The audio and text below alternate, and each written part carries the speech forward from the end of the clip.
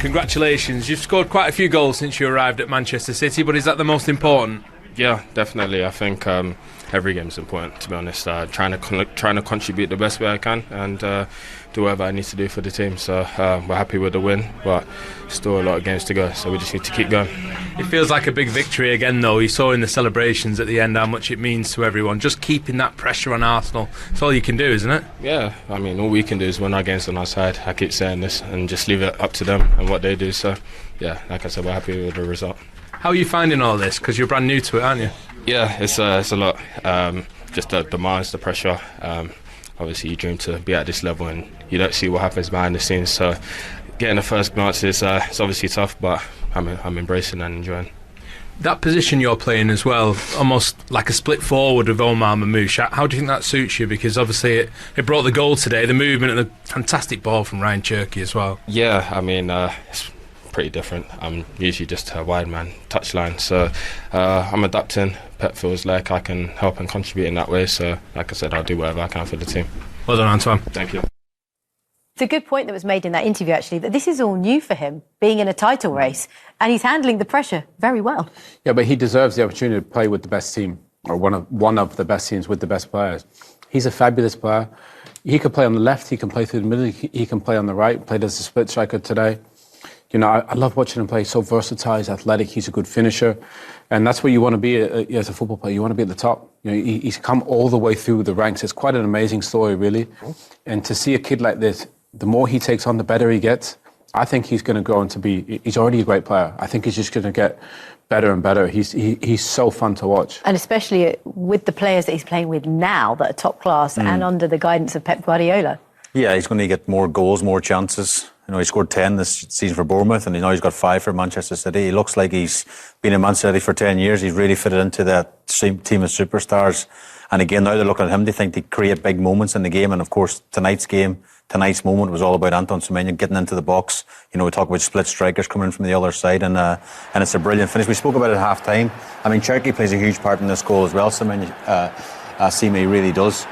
But watch the pass, it's just incredible. Then, you know, Anton in the middle of the goal, he doesn't want to stand still, he doesn't show for it. He thinks, where's my best chance of scoring a goal here? You watch Marmouche's movement is really good here, and you looked at it, didn't you, before? Yeah, I mean, there you see the split strikers there. Marmouche comes over to this side, he points where Aït-Nouri should go, where the pass should go. Look at that. Shay mentioned the weight. The weight is perfect.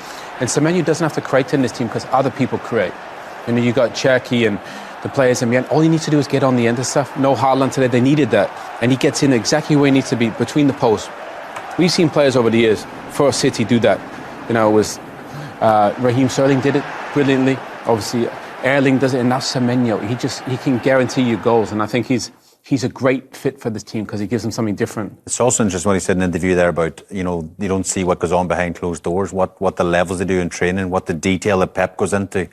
You know, what they create, and he's not maybe seen that before at Bournemouth, and the pressure. He's not been in that pressure cooker before, you know, chasing down Arsenal, challenging. They won not just the Premier League, they're involved in a few other trophies this season as well, so it's going to be a big season for him.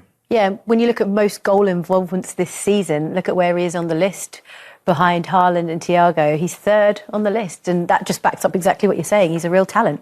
Yeah, he's a fabulous player, honestly. He's got speed, he's got size, he's smart, he's a good finish, he's got skills, and he can play in so many different positions. I really think he really deserved this move. Imagine that's an immensely satisfying away win. Tell us what you thought of the performance. No, I thought for the 10-15 minutes that every game here in Elland Road to Newcastle, Leeds, so aggressive and duels, but after we make a lot of 1,000 million passes. Still, it works in football, and we control the transition and everything. In the right moment, we punish us, and start the last 50-20 minutes to create the sense of. In the beginning, it was just passes, but without sense to attack. And after that, we create a little bit more, not a lot, because I know how tough they are. But huge victory to still be there. How difficult was it to soak up that pressure early on from Leeds? Do you feel? It was all the teams like that. Yeah. But I think Bernardo and Rodri did really well. We make a lot of passes, and we did them fine and behind a little bit. They had to look a little bit more, but in general was really good. And the guys, once again, they make an extraordinary effort to, because otherwise in this stadium it's not possible. And it was a lovely goal as well, a lot of craft in that. Top movement from behind the byline, the pass from Brian, and after the movement from not just for Antoine, for everyone in the box. Antoine Semenyo, he's clearly hit the ground running here. You know, he's made such an impact. Has he surprised you even, or did you know you were going to get this? No, you never know. It's like Mark. So you buy a player, always the intention is good, but the impact has been really good, not just in terms of goals, it is in many things. And all this today without Haaland as well, that must be satisfying as well when you look around the team. Yeah, I wish he come back. When do you expect him back? I don't know. And in terms of the way the team is gaining confidence now, 8 wins in 9 games in all competitions, that must bode really well going forward. One game at a time. Recover now, start the real season, that many games, people tired. And you know when you play in teams like in, they are down or playing for Europe, so every game is really tough. Yesterday, Wolves won, so Premier League is more competitive than ever, and every game is a real battle. But it's important for them. We make an incredible step to qualify for the Champions League next season. Is the main target in the, for the club, because in the last 10 years always we have been there, and the only team in the Premier League, and we take a little bit gap. It's not done, but a big gap between the other teams, and this is the first step is massively important. But historically, at this time of year, you've shown in the past that your teams really put their foot down now. And do you have every confidence that this is a team that looks like they're going to do that again? I cannot less. So what happened in the past is the past. Yeah.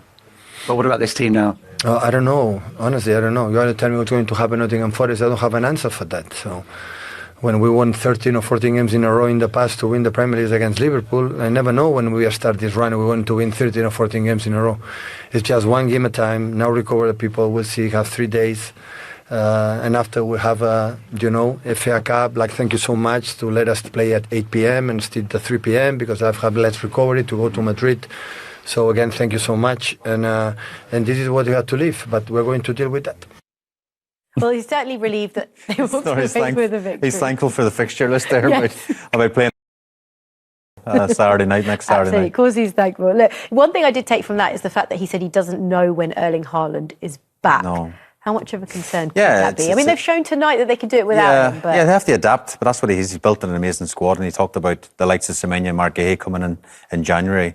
They've come in and they made a huge impact to the football club, so that's an added bonus. But I think any team would miss Haaland, of course they would, but there's so many big games coming up in the next few weeks. He wants Haaland back as quickly as possible. Well, it was Ryan Cherki that came in for Haaland tonight, and he more than impressed, as he has done this season. Yeah, I mean, you could argue signing of the season.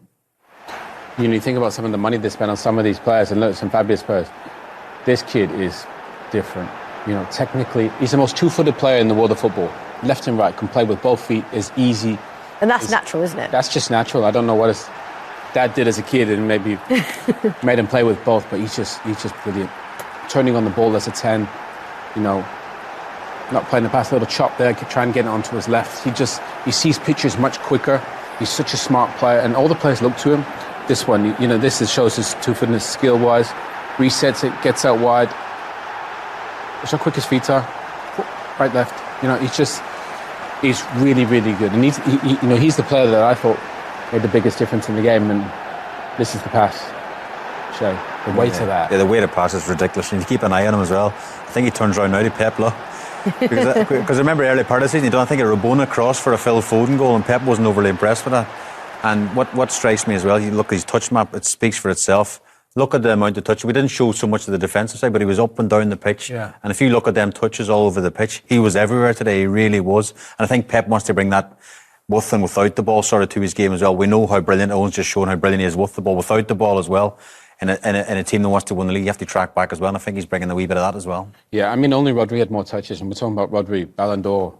He's obviously not back to that level. But you think about having Donnarumma back there and having Rodri in there, having Haaland with these experiences, and then you add a little bit of flavour with Semenyo in Cherki. It's such a good mix going into a title race. Yeah, and we talk about the title race. Let's open up the conversation to that. Look, Pep has never gone successive seasons as a manager without winning a title. He's won, titles in 12 of 16 seasons. He is a genius. Well, he's going to win one this year for sure. Which one will he win? He's got 4, so... Yeah, he's got 4, but Arsenal have 4 as well, so... Yeah, I don't know which one he's going to win, but he's going to win one. And he might win 2, he might win 3. Most likely to win? Well, I think they'll beat Real Madrid in the Champions League. Second leg's at the Etihad, I think they'll beat them. Obviously in the EFL Cup final against Arsenal, let's be honest, they're probably favourites in that. Got Newcastle. The big question is, are they going to win the league? I think that's what Seamus getting at. I was waiting for him to get to that. Are they going to win the league? Thanks, got 4 trophies. Just stop going around the houses here. Just stop going around the houses. I'm not going around, I think they could win all 4. Are they going to win the Premier League? Well, I think it goes up. The game at the Etihad is obviously against Arsenal. I think that's the one. They have the experience in their favour. I think right now, for me, Arsenal are still favourites. I think they found a run of form. But if you look at, some of the games that they have coming up. 33 could be the defining moment. That's the game. If Arsenal draw there, I think Arsenal win the league. But, again, you look at Arsenal's fixtures, they don't really... I think Arsenal are favourites in a lot of those games. If it's neck and neck when it comes to that big game when they play each other, it'd be interesting to see how Arteta approaches that game. Because in years gone by, he's come to the same sort of crossroads and he's gone and sort of parked the bus. But now they've got maybe a couple of points advantage. There's more reason they park the bus. A draw's good enough, isn't it? A draw's good enough, but at the same time, Arsenal fans might look at that and go, why not we go there and have a go? Because we've got some amazing attacking players ourselves as well. But for us as neutrals, it sets up for a brilliant finish to the... There's no easy game. Even Pep says he can't guarantee they can go on a run now. Yeah, there's no easy games in the Premier League, home or away. Does what happens in the League Cup final impact which way this goes? Big time. Yeah. Big Psychological. The team that wins gets a ton of confidence, don't they? Big time. I think if City beat them in the final, I think they could throw Arsenal big time. Just purely from a psychological point of view, they've got this sort of thing over them that they're going to be stronger, going to finish better, and Arsenal have not been there before. Can they hold off this pressure? Yeah, there is pressure, isn't there? But this is exactly why we love the Premier League, because it looks like this is going all the way down to the very end. It's been an absolute pleasure having your company. Thank you, Owen. Thank you, Shay. Thank you to you as well. And Manchester City, well, it's job done. They're 2 points behind Arsenal. Arsenal, it's over to you. Good night. Thank you very much for your time coming out to chat to us. We've just seen the goal back, but before we reflect on your performance, just tell us what those 3 points and what closing the gap to Arsenal to 2 points means. Yeah, it means everything. I think we just want to win all our games on our side, and whatever Arsenal do, we just have to wait and see. But I think we just need to control what we can control, win our games, and we'll see what happens. But we're all happy. There were quite a few City players on their backs on the floor at the end of that game. How exhausting were that Leeds team to play against? Yeah, very tough. They are a transitional team, up and down. They do it really well, and they made it tough for us in some moments. So what you saw last minute, it was just all the effort we put into that game and how tough they made it for us. So it was a great win. I mean, you're opening 11 games for Manchester City, 6 goals and 2 assists. It looks absolutely seamless, the transition. Tell us a bit about the hard work that you're putting in to make it look effortless. Well, it starts every day in training. The boys just make it so easy for me to adapt. They're trying to play to my strengths. Same with the coach. He's trying to help me just be confident, be calm in some moments, and then pop up and obviously score some goals. So, I'm all adapting, and I'm enjoying the process and playing around world-class players. So it's just making me better and keeps me on my toes. Anton, congrats. Can you talk us through your goal? Good movement again. Ryan Cherky played it. Well, he gets the ball, and I know he's looking to break the line somehow. So Nori made some good movement, and as soon as the ball got to the bar line, I just needed to be at the back stick. I knew he was going to smash it across, and it's in the right place at the right time. Can I ask you a little bit about your position? Sometimes you're playing up front, sometimes you're playing midfield. How easy has that been for you to adapt to what Pep wants tactically? It's been tough. It hasn't been easy. I think how he wants me to be is be up high in attacking positions, be out wide, and once we have it defensively, be narrow like a wide man. So it's obviously not easy. It's a hard graft, but I'm quite versatile in that sense. So I'm able to play both positions. Tell us a little bit about the celebration. I know your mum didn't want you doing the backflips anymore. So what's behind the guitar celebration? Just a few friends said that I should do something funny, and that was the first thing that came up in my head. So I was just like a nice guitar, good performance, crowd loved it, and that was literally it. Yeah, Manchester City on tune, Antoine Semenyo on tune as well. And it looks as though those performances are coming. I mean, Micah was saying in the analysis at the final whistle, at this stage of the season, it's not necessarily about being dominant in games, but it is just about the importance of getting those 3 points. And have you noticed not a difference in mentality, because obviously you want to win every game at Bournemouth as well, but that kind of title-winning mentality at Manchester City? Yes, definitely seeing it. It starts from training every day, just the little habits, passing, drill, possession. It's just making sure that attention to detail, everyone's focused and not lacking. And when you do that in training, it follows into games and everyone just wants to win. So, yeah, everyone's just major focus, and, yeah, that shift in mentality is so crazy. Like, just little things and making sure that we're on tip-top shape. Antoine, it's Stu Dallas here. Congratulations on a fantastic result. I just want to ask you about, obviously Erling Haaland was missing tonight. Did you find that you had an extra added responsibility sort of to produce that match-winning moment? Yeah, in some sense, yeah. I feel like being up front, if the big man's not there, yeah, you have to fill his boots, and I just try to do the best I can, get in the box, make movement, and get myself a goal. So I'm happy I've done that today. But it's always going to be big pressure when you're replacing Erling in the team. And how long do you get to enjoy this win before you start looking ahead to Forest on Wednesday? Probably just this evening, and then tomorrow back in training and getting ready for Forest in the week. So, Antoine, listen, thanks so much for joining us. Congratulations on the win. Congratulations on the goal. Thank you very much, guys. Have a good evening.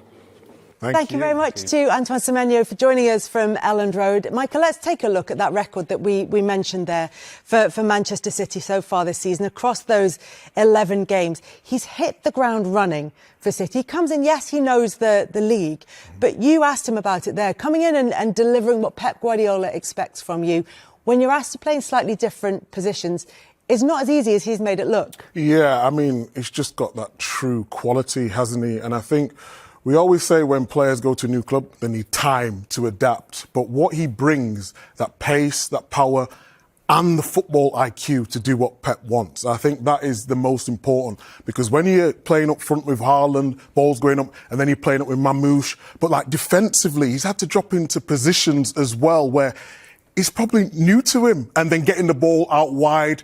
I just think the way he's adapted is absolutely fantastic. But not only that, delivering as well, because when you come to the Man City side, there's so many stars in the team. Haaland, even like I mentioned, like Foden, Reinders starts on the bench, Bernardo Silva who runs. Defensively, I thought that was really good today. But to have the impact with so many stars in the team, it just shows you how good of a player he really is. And long may it continue, because the question mark was, could he do it at this level? And he definitely can do it at this level. I think a big thing for him is, in terms of Champions League. Yeah. I think when you remember back to the likes of Jack Grealish and Raheem Sterling, who within their own rights were outstanding for City, but at the start they possibly struggled to be in a goal-scoring position at the right time, and he seems to have that knack for being in the right position at the right time. You know, you see where his goal comes from tonight, and it's so easy as a forward player to find yourself when the ball's on one side. It's so easy to find yourself out the other side, but he's in the 6-yard box there where obviously where Pep wants him, and it looks like it's an easy tap in, but he's in the right place at the right moment, and that's huge for City to have a player like that. I remember hearing some of Lionel Messi's teammates saying, actually, when you're playing with great players, sometimes understanding what they're going to do next, it can be the problem. But his awareness of where these players are going to be, he said, you're playing with great players makes life easier for him. But it's the awareness of what they're going to do, Micah. Yeah, I think the most important thing, we've got to show Gu4rdi0la there. He was playing more in those positions, but because Leeds was so compact, he finds himself out wide. And I just want you to look at Mamouche. I mean, we talked about him before off air in how clever he is. When you've not got Haaland, who's a target man, you need someone who can make clever movement. So if we roll that on slowly there, he just pop. If we go back there, just stop there. It was brilliant, because he's saying if we could just get it on the point, he knows exactly where he's going. Roll it on slowly, and just until you see that point, he knows this is where the space is now, because he's now in the mind, he's lost his man, he probably should be in this position, but because we know him on the ball, Gu4rdi0la is such a genius. Now that little run from Mamouche opens up that space for Aït-Nouri, and there's the run we're talking about. Exactly what Stuart talked about in terms of everyone wants the ball to feet. You'll get goals at the back post. You mentioned Sterling. He was the master at it. And when you've got top players around you, you get goals like that for fun in Man City. And I just thought it was a really well-worked goal in terms of the rotations, someone coming in, someone going out, and someone being on the end of it. Brilliantly worked. Yeah, he's settling so well and has settled in so well to life at Manchester City. We saw at the final whistle, Daniel Farke was given a red card. He was very angry with the refereeing team. We've not heard from him yet, but this is one of the instances where he may have a cause for that anger. Stuart, what did you think of this potential handball shout from Núñez? Yeah, listen, we don't know what he's frustrated at. I've never seen him like that before, but you just see here, there's a push in the back of the match. Ruben, it's hard to tell sort of from that angle, isn't it, whether it hits Diaz or hits Núñez yeah. on the arm. You maybe see it better from this position here. What Match Centre have said is they believe it's a natural position for the action that he's completing. I mean, I think he possibly thinks that it's going to be cleared before. It's hard. You can't. I don't know. So I think it would be harsh if it was given. One is